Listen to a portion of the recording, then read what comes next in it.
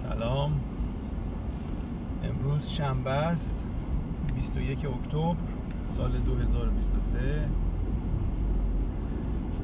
من یه تجربه رو میخوام باهاتون در میون بذارم. والا اینجا به خاطر این جنگی که شده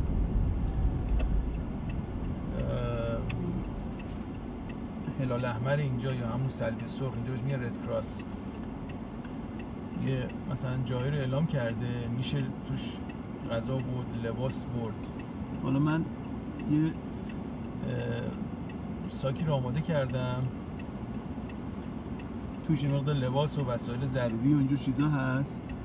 یه آدرسی رو از وبسایتش پیدا کردم که میشه برد اونجا و به قول معروف اونا رو تحویل داد که یه کمکی به این جنگ زده ها شده باشه، چون مردم اینجا خیلی به قول معروف همدردی کردن، هم ده همدردی ظاهری در ظاهر، هم همدردی باطنی. والا آدرسی که گرفتم یه 7-8 دقیقه تا اونجا فاصله داره. این منطقه که الان من هستم، من از خارج شهر میام، منطقه که من هستم بهش میگن فوتسکری. فوتسکری یکی از مناطق نمیشه گفت وسط شهر، حالا نزدیک به وسط شهره که اونجا گفتم ویدیو رو بگیرم و اینجا شروع شد. بعد منطقه که باید برم بهش میگن آسکوت ویل. بریم ببینیم اونجا چه خبره، مراحل تحویل دادنش چجوریه، چیکار باید کرد. حالا در این بین تصویر خیابونم هست، بعد نیست ببینید که اینجا اصلا چه شکلی هست و چجوری نیست. مناطق کنار مرکز شهر میشه اینجا، خیلی دور نیست، خیلی نزدیکیم به مرکز شهر، منتها مرکز نیست، حالا یه کوچولو اونورتر. حالا اصطلاحاً میگن سابرب اینجا، یعنی مناطق حومه یا حوالی شهر. این منطقه اسمش فوتسکری هست.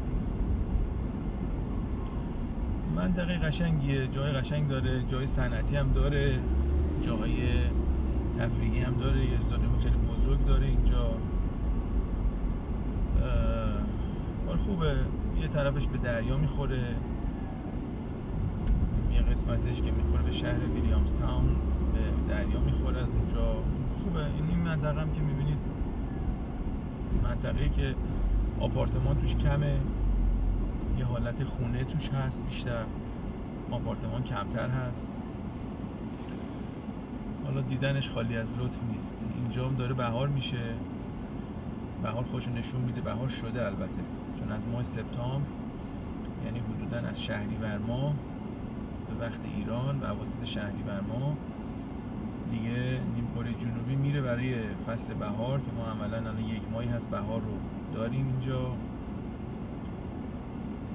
بعد هوا داره رو به چیز، رو به گرم شدن میره. منم کولر امروز روشن کردم، امروز دیگه من ماشین کولر روشن کردم، یعنی لازم بود که روشن بشه. 22 درجه است هوا، 22 درجه است. بعد کولر روشن کردم، کولر لازم شده دیگه. به قول معروف اینم تجربه یه، بریم ببینیم اونجا چجوری تحویل میگیرن، مراحلش چجوریه. احتمالاً نباید سخت باشه، اینجا همه کارا معمولاً حساب شده است. وقتی مثلا میخوای یه کاری رو انجام بدی اون معطلی و درگیری نداره. البته اینم بگم کارهای اداری اینجا خیلی طول میکشه، اونم به خاطر اینه که اینا معروفن به خودشون میگن تیک ایت ایزی، یعنی خیلی آسونگیر و همچین بیخیال و خیلی همچین سلانه به قول خودمون آروم آروم کاراشون انجام میدن، خیلی با خیال راحت و جمع. میگن به اندازه یه دنیا وقت داریم، چرا عجله کنیم، چرا بدویم، چرا مثلا استرس بکشیم و این حرفا. به خاطر همین تو کار اداری چرا انجام میشه ولی خب زمان میبره. مثلا اینجور جاها، حالا من تجربهشو نداشتم، اینجور جاها معمولا که میگن یه ستاپ خوبی انجام میدن که کسایی که مثلا میرن دیگه معطل نشن. طرف میره مثلا کمکی بکنه دیگه اونجوری معطلی هم نکشه. مثلا اینجا مردمش مشکلی ندارن. زمانی که جنگ اوکراین شده بود، استارت خورده بود، بعد اون فجایع شد و اینا که هنوزم ادامه داره، موقع اینجوری اینجا خیلی مردمش شروع کردن به جمع‌آوری کمک، خیلی زیاد میفرستادن غذا، نمیدونم لباس فلان میفرستادن برای اوکراین. بعد دولت اینجا خیلی کمک کرد برای اوکراینیا، ویزاهای خاص صادر کرد، ویزاهای سریع که اینا بتونن بیان اینجا، سریع اسکانشون داد، به قول معروف سریع اینا رو ساماندهی کرد همینجا، بهشون کار داد، بهشون پول داد، خونه داد. بعد مثلا همین استان ما، استان ویکتوریا که ملبورن مرکزش هست، با اینکه خیلی استان بدهکاریه تو استان‌های استرالیا، خیلی به اینا کمک کرد، چون در جریان هستیم ما که خیلی کمک کرد. ولی خب کمک انسان دوستانشون به راه دیگه، حالا بدهکار هست این استان، بدهکار نیست، حالا هر چیزی که هست کمک به راهه، کمک رو انجام میده، کمک انسان دوستانش به راه. اون تا استان‌های دیگه هم کمک کردن. اون تا اینجا حالا مثلا این جنگی هم که الان شده، جنگ اسرائیل و غزه و اینا، که حالا دیگه جنگ دیگه، بزرگای دنیا تصمیم میگیرن که چه بشه و چی بشه. ما که نمیدونیم مثلا چرا این اتفاق میفته، چی پشت قضیه چی میگذره، ما نمیدونیم. در حال ظاهر قضیه اینه که اتفاق افتاده، حالا هر کسی هر کمکی که دستش برمیاد انجام میده. حالا اینجا هم مردم خیلی کمک کردن بابت این قضیه، بابت این جنگ فلسطین. حالا منم دیگه پیگیری کردم، دیدم که چند تا نقطه داره برای تحویل دهی این وسایل و لوازم، و یه نقاطی هستش تعبیه شده در، حالا احتمالاً خود صلیب سرخش باشه، یعنی خود مقر صلیب سرخ، چون اینجا چند تا منطقه صلیب سرخ هست. مثلا من یکی دو تاشو خودم بلدم، یعنی دیدم کجاست، حالا داخلش که نرفتیم ولی دیدم. حالا اینو نمیدونم کجاست دقیقاً، حالا منطقه‌شو بلدم ولی دقیق کجا هست رو نمیدونم. حالا میخوام بریم کشفش کنیم که این ساکی که تهیه کردم و بهشون بدیم. یه ساک نسبتاً بزرگه، حالا اگر شد فیلمش هم میگیرم، پشت گذاشتمش، فیلمش هم میگیرم که نشون بدم. بعد این ساکه مثلا برای تحویلش باید به همون منطقه، به همونجا مراجعه کرد. حالا جاهای دیگه هم هست، حالا به نزدیکترین جایی که من تو وبسایت دیدم توی مسیر من میخوره همینجاست. مناطق دیگه هم هست تو سطح شهر. حالا من گفتم این که تو مسیرم هست و صاف از همین ور دارم رد میشم، اینو ببرم همینجا تحویلش بدم، ببینیم چه جوری هست. این منطقه هم که هنوز ما تو منطقه فوتسکری هستیم که بهتون گفتم منطقه قشنگیه. اگه مثلا از لحاظ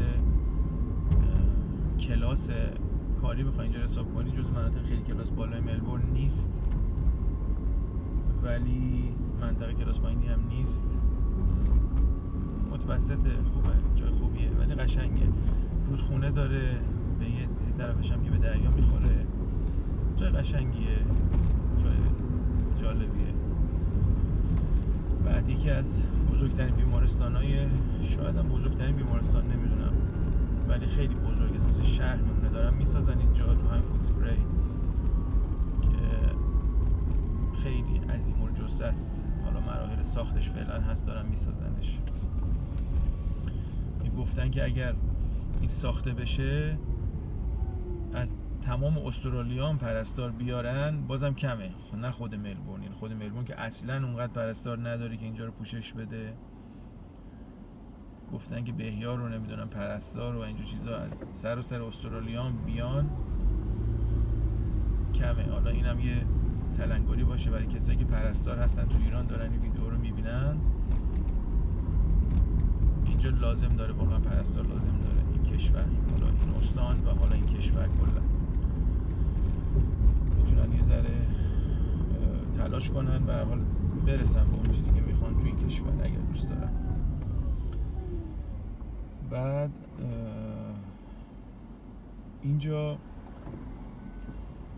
توی جنگ اوکراین وقتی اونا رو پناهنده ها رو پناه دادن و همینطور تو همین جنگ فلسطین که ایجاد شده به همین خیلی سریع کسایی که مثلا اونجا مشکل داشتن و پناهنده بودن آوردن اینجا، نه توی مثلا پناهگاه، تو خونه های بزرگ، خونه های خوب بهشون دادن، دولت بهشون حقوق میده، دولت بهشون غذاشون رو میده، بچه هاشون رو بلا فاصله میفرسته مدرسه، افراد رو وارد یک کامیونیتی میکنه. کامیونیتی یعنی یه اجتماعات مثلا عربا، اجتماعاتی که مربوط به قشر خودشون باشه که اونا بتونن بیان حل شن تو این جامعه، یعنی یک مسیری رو طی بکنن بتونن بیان تو این جامعه حل بشن. خیلی کمکشون میکنه مردم.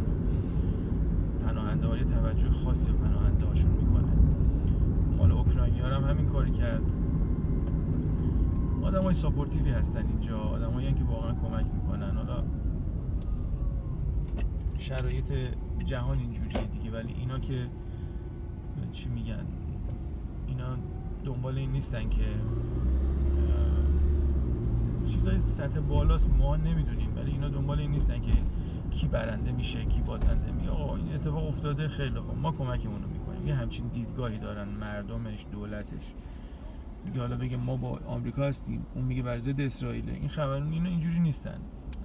ولی کلا من اصلا اخبار رو خودم کلا سال‌هاست اصلا دنبال نمی‌کنم، تلویزیون که اصلا نگاه نمی‌کنم، ولی اون چیزی که میشنوم، یعنی از دور و بر و کم و بیش اطراف و این ور اون ور میشنوم، حاکی از این هستش که خب اینا بیشتر با دولت اسرائیل دوستن و با مردم فلسطین. من نمیدونم حالا این تناقض چجوری میتونه چیز بشه. یعنی این که این فلسطینیایی که آواره هستن و اینا پناه میدن، ولی از اون طرف هم میگم ببین اسرائیل بیچاره رو نگاه کن، حماس گرفته مثلا اونو زده و اینا. حالا سیستم فکری اینجا اینجوریه. حالا هم مردمش و هم دولتش. البته مردمش هم که میدونید دیگه تحت تاثیر همون رسانه‌های گروهی هستن دیگه. یعنی رسانه‌های جمعی باعث میشه که مردم دیدگاهشون نسبت به هر چیزی شکل بگیره. در واقع خیلی‌ها که حالا مثل من مثلا اخبار دنبال نمی‌کنن، تلویزیون نگاه نمی‌کنن، خب دیدگاه خودشونو دارن. خیلی‌ها خب خیلی از آدم‌ها نگاه می‌کنن، دنبال می‌کنن، دونه دونه پیگیری می‌کنن، حواسشون هست داره چه اتفاقاتی میفته. حالا من این کارو نمی‌کنم حقیقتا. هر کسی یه جوره دیگه، هر کسی یه عقیده داره. حالا بگذاریم. منطقه خیلی قشنگه، خیلی منطقه جالبه. اون رودخونه‌ای که بهتون گفتم اینجاست. میدونم احتمالاً تصویر قابل رؤیت هست. خیلی منطقه قشنگه. اینم اون یه بخشی از اون استادیوم بزرگی است که به شما گفتم زمین تمرینیشه، که اینا استادیوم فوتبال نیست، استادیوم به قول معروف اینا بهش میگن فوتی، یعنی فوتبال استرالیایی. اینجاست، رسیدم. رد کراسش اینجاست.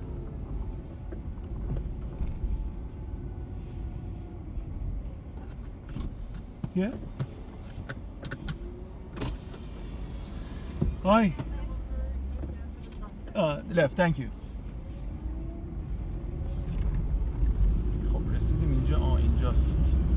این ملت وایسادن. این ماشین بزرگی هم که اینجا وایساده برای اینه که ببین همینجا الان وسایل از دست من میگیرن میبرن، به قول معروف سواری ماشینه میکنن، بعد همینجا چی میگه تولید به مصرفه. جالبه. این منطقه هم خیلی قشنگه.